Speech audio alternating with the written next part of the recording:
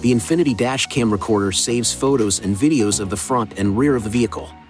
It is also capable of sound and video recording inside the vehicle. When the vehicle is stationary, the recordings can be viewed on the center display or your smartphone. Touch here on the launch bar, and then touch Dashcam to display the driving recorder screen. Touch here to manually record.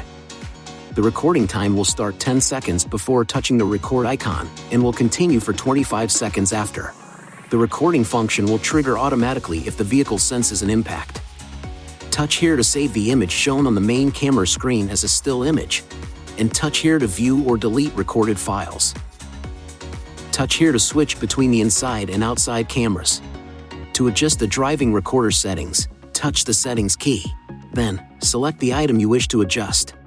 The SD card slot is located here, under the front center console. Apps for the system can be downloaded from Google Play or the App Store. See your owner's manual for Wi-Fi and password information. Please see your owner's manual for important safety information, system limitations, and additional operating and feature information.